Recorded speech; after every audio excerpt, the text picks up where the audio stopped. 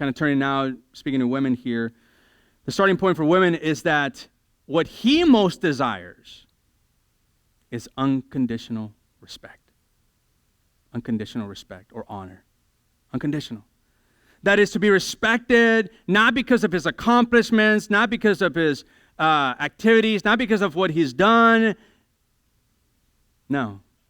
Unconditional respect for who he is in the image of God, made in the image of God. Respect him as a person who bears the image of God, respecting and honoring him, unconditional. No qualifiers. I know that's hard because we seem in this culture to be like, oh, I need to get unconditional love, and that makes perfect sense. But when we say, how about unconditional respect, that doesn't make sense because we're very merit-based culture. So we do things, and therefore we get accolades. But for a man, it's when he is honored and respected because of who he is. For those of you who have boys, growing up with boys, teenagers, or even little boys, primary need is to be honored and respected, even at a young age.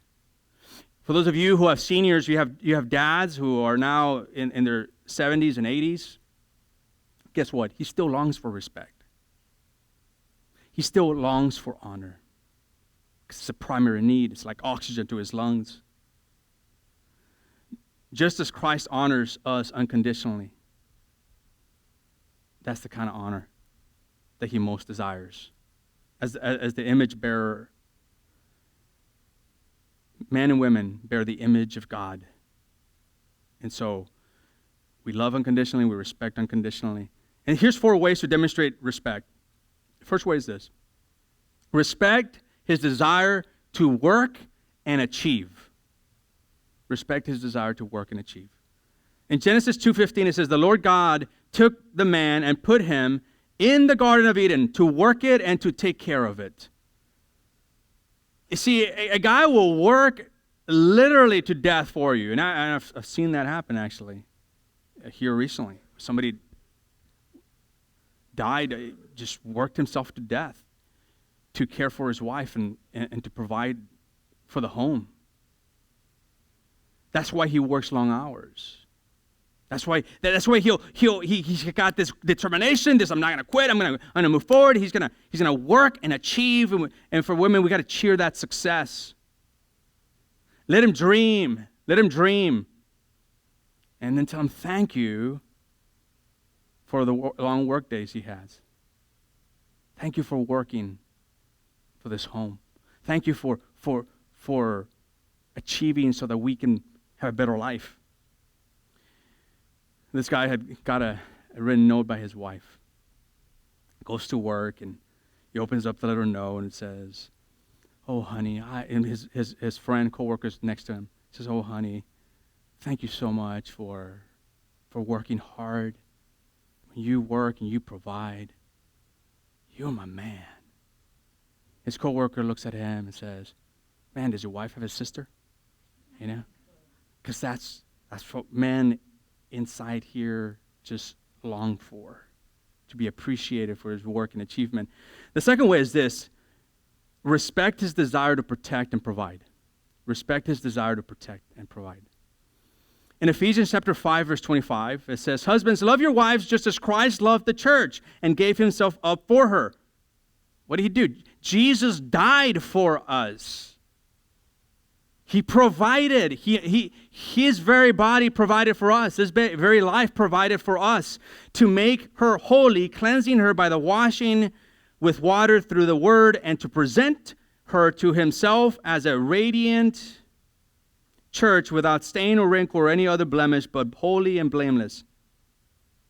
You see, he will give his life no matter the odds. He will give his life no matter the odds for you. This early this morning, I just woke up. Listen, guys, when I go to sleep, I'm asleep. If you call me, I'm not going to wake up. If you're banging on the door, man, sorry, I'm not responding, you know. If there's a train station near our house, because there isn't, but if there was one and it's passing by and I'm asleep, I'm done for the day. I'm asleep. But last night, early this morning, I woke up and I thought I saw some lights, you know, through our window, and I thought that was suspicious, and so I quickly went, you know, to the front of the door. I grabbed my rifle, and then I made sure it was pumped up 10 times. just to make sure that if there was somebody out there, they'd get a good pellet in their head. There wasn't anybody, by the way. But I, as a man, you respond, it's like, I'm going to protect, provide, I'm going to protect my household. That's why in the military, men would die for each other. Have you noticed that? Like they have this bond and this loyalty, and they'll do just about anything for each other because they show honor and respect to each other. Somebody throws a grenade into a group of men, and one of them is likely to go and jump over the grenade and take one for the team. Because there's honor and respect in that context. And that's why it's important to have honor and respect. Whether it be your husband or your boys or your father or your grandfather. It's important. It's important.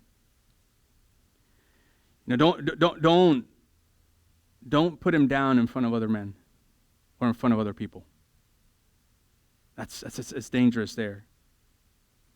He's got flaws, yes, we all do. But don't bring him up in front of others. Don't bring it up in front of the kids. Have your private time. Let's talk. Let's conversate, right? Here's the third way. 4 ways to demonstrate respect. The third one is this. Respect his desire to serve and to lead. His desire to serve and to lead. And if Ephesians 5:22, going, more into the context here, it says, wives, submit to your husbands as to the Lord, for the husband is the head or the leader of the wife, as Christ is the head or the leader of the church, his body of which he is the Savior. Now, as the church submits or follows, right, submits to follow the direction or the leadership of someone, submits or follows the leadership of Christ, so also wives should submit or follow or follow to their husbands in everything. And let me just do a quick disqualifier. Unless your husband is leading you to sin, you don't follow.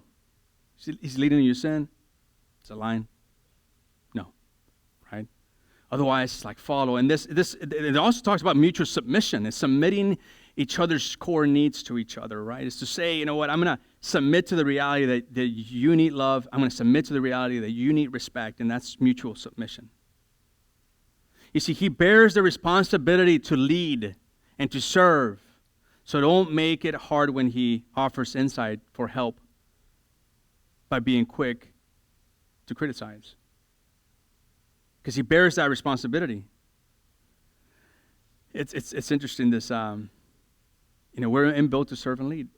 When we're on vacation, we were in Taos for, was it 10 days there, Taos, New Mexico, and our expedition, at some point it wasn't running. It looked like it was losing energy, and we ended up in a convenience store. I thought maybe it was gas, but it couldn't turn it on. I couldn't even turn it on by the use of anything, actually, not even the cables jump started. And I called a buddy of mine who's a mechanic and said, hey, Gil, I just want to know, man, this is going on, and what do you think it is? And he said, man, that's easy. It's an alternator. And that can be replaced real easy. And I'm thinking, oh, yeah. In my mind, I'm thinking, I don't even know how to do that. But I was like, yeah, of course. And he said, any guy on the side of the road could do it. I was like, oh, good, man, I can do it then. And so I get off the phone, and my mother-in-law was there. Marisa's there. And so my mother-in-law asked, AAA, I was coming because she has it, right? And so you're going to pick up the expedition. She's like, so what are you going to do? It's like, well, I'm going to replace it. And she looked at me like disbelief, like, whatever. I was like, hey, we live in YouTube world. Anything can be done when you have YouTube. And so I'm going to fix it. And Marisa was like, yeah, he's going to fix it. I was like, yes. She gave me the oxygen I needed. I was like, yeah, I'm going to fix this. So obviously, as soon as we're driving back, I'm like looking at YouTube. How do you change an alternator, right? For some of you guys, you're like, you're serious? Yeah, I'm serious. I'm a knucklehead when it comes to my hands, can't repair much. And so I'm looking at this. I'm like, okay, I think I can do it, By the next day, once I got the part from AutoZone, I got the part, and I changed that alternator. And the boys helped me a little bit just with some stuff and giving me the tools, basically. And so so it gets replaced, and mother-in-law comes home. I turn on the car. Strategically, when she got home. And she's looking at it, and it's like, that seems like it's working. And it's like, not only does it seem like it, it is working. And I fixed it. If it is this desire to serve, but also to lead and give some leadership, we got a great deal on a refrigerator, somebody that respect deeply, a refrigerator which was bigger than ours, and so, but that meant that it didn't fit in our home, where the cabinets are at. And Marisa, we were on vacation, and some friends helped us move this stuff, and Marisa was like, oh, okay, hey, do you want to call so-and-so to change the cabinets? And I was like, no, I can do it. She's like, oh, do you want to call such and such? I mean, he's pretty good at this kind of stuff. I was like, nah, in the world of YouTube, I can do this. I can take cabinets off and put them somewhere else. You know what I did right after? YouTube. How to assemble and how to take apart cabinets, right? I got home, and I'm looking at the stuff. Marie's looking at me. I don't know what kind of look she was giving me, but I was like, I'm going to change these cabinets. Nobody's going to help me with this, Even if I had to do it by myself without the help of my boys. And sure enough, cabinets, changing cabinets, taking cabinets off, putting some new ones, smaller ones, so the darn fridge can actually fit. But you know what? Along that road, Marisa was like, she just let me do it. And she had total confidence that I could do it. By using YouTube, of course, but she had total confidence that I could do it. And for me, that was like oxygen to me. I felt like, man, I feel so honored and respected. I feel like, man, she knows I'm clunky with my hands, but she believed in me.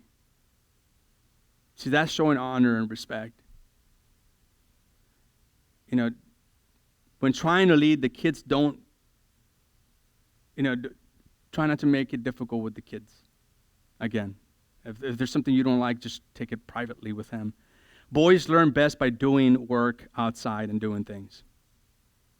Let him know when you need his insight, when you need him to lead.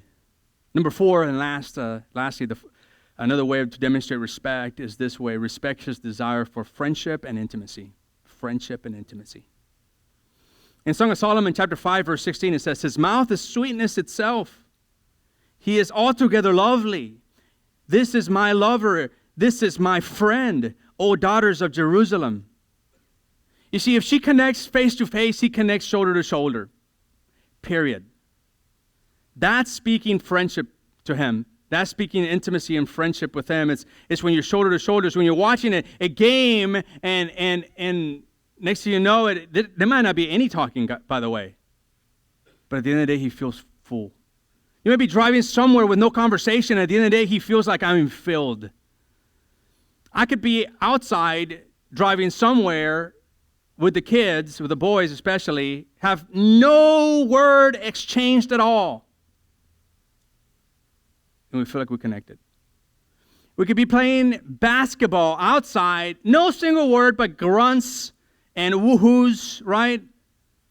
And at the end of that game, it's like, feel like you're connected. You can be playing video games with each other, men, and they're playing video games. There might be a single word that's being said, and next thing you know it, you feel like you're connected. You can be doing the yard and doing no significant word usage, and you feel like you're connected. And ladies, that's what you got to understand about your husband.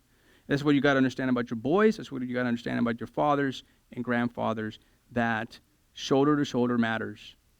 It's not about the conversations oftentimes. It's about doing something together, shoulder to shoulder. Marisa do our shoulder to shoulder by getting a soda, and we try to do it as frequently as we can, as the schedules permit. And it's like, hey, you want a soda? Sure. You want me to pick you up? Absolutely. We'll go do that. Usually it's from 2 different locations. She likes Stripes. I don't, so I'll get it for somewhere else. But that's okay. It's more shoulder to shoulder time. And that fills his tank. And he feels alive. And he responds with love and energizes her need for love.